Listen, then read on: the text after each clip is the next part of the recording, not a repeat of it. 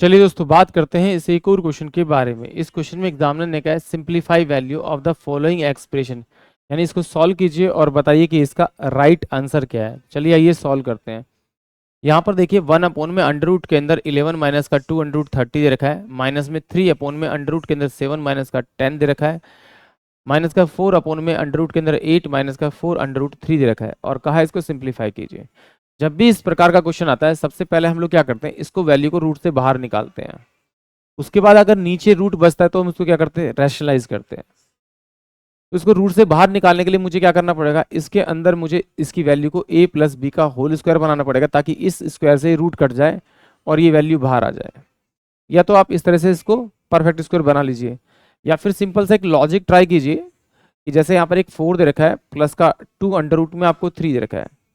अगर यहाँ पर आपको रूट दे रखा है और उसके साथ में आपको 2 दे रखा है, यानी कि उससे बड़ा नहीं नंबर होना चाहिए, छोटा नहीं होना चाहिए, तो आप क्या करेंगे, इसका फैक्टर तोड़ेंगे। यहाँ मैंने फैक्टर तोड़ा 3 इंटू में 1। अब जो ये फैक्टर तोड़ा, इस फैक्टर का अगर आप सम करें और सम आपका इस नंबर के बराबर आ रहा है तो इसका मतलब है आप बड़े वाली वैल्यू जो इस फैक्टर की उसको आप आगे रखिए, यहाँ पे जो निशान है उस निशान को लगाइए और छोटे वाली वैल्यू को अंडर रूट में रख के यहाँ रख दीजिए। यानी कि ये जो वैल्यू आएगी अंडर रूट 3 प्लस का 1, ये इस अंडर रूट से बाहर आएगी। इस लॉजिक को आप ट्राई कीजिए। तो चलिए ये सॉल्व करते हैं। अब जरा देखिए, इसका मैं फैक्टर तोड़ूंगा तो मेरे पास में 15 इंटू में 2 भी आ सकता है, बट इन दोनों को जोड़ूं तो मेरे पास 17 बन रहा है। इसका मतलब ये इसका करेक्ट फैक्टर नहीं है। आपको ऐसा फैक्टर तोड़ना है कि सम आपका 11 आए, यानी कि 6 इंटू में 5 करूंगा तो ये मेरे पास में 11 आ जाएगा। इसका फैक्टर तोड़ूंगा तो 5 इंटू में 2, ये मेरे पास में सम 7 आएगा।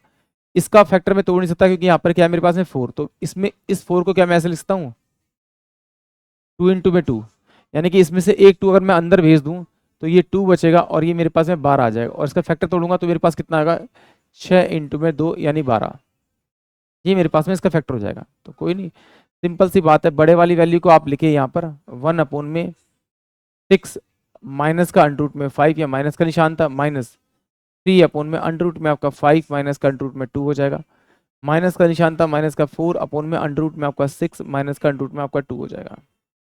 फिर हम क्या करेंगे, इसको रैशनलाइज करेंगे। रैशनलाइज का मतलब क्या होता है, इस वाली वैल्यू को का निशान चेंज करके ऊपर और नीचे मल्टीप्लाई करेंगे, और जब ऊपर और नीचे मल्टीप्लाई करेंगे तो नीचे की जो वैल्यू आएगी वो देखिए a माइनस बी यहाँ पर है, और मल्टीप्लाई मैंने इससे किया a प्लस बी से किया है, तो ये बराबर होगा मेरे पास में a का स्क्वायर माइनस का b का स्क्वायर, यानी कि इसका स्क्वायर करूंगा और माइनस कर दूंगा तो मेरे पास में इसकी वैल्यू आ जाएगी। तो चलिए यही सॉल्व करते हैं।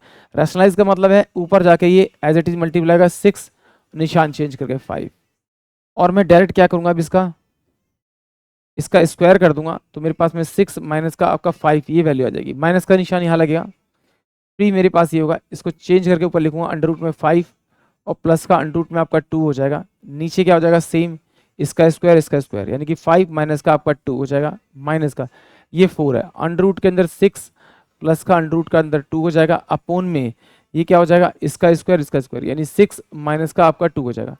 इसको सॉल्व करूंगा तो ये 4 से 4 कट जाएगा, इसको सॉल्व करूंगा तो 3 आ जाएगा, इसको सॉल्व करूंगा तो 1 आएगा, यानी कि अंडर रूट में 6 प्लस का अंडर रूट में 5 माइनस का अंडर रूट में 5 माइनस का अंडर रूट में 2 माइनस का अंडर रूट में 6 और माइनस का अंडर रूट में 2, ये मेरी इसकी वैल्यू आ जाएगी। अब ये देखिए इस 6 से तो मेरा ये 6 जाएगा, इस 5 से ये 5 जाएगा, ये माइनस माइनस यानी कि माइनस का 2 अंडर रूट में आपका 2, ये वैल्यू बनेगी। यानी कि ऑप्शन जो मेरे पास में ए है वो इस क्वेश्चन के लिए करेक्ट है। आई होप आप सभी को क्वेश्चन समझ में आया होगा।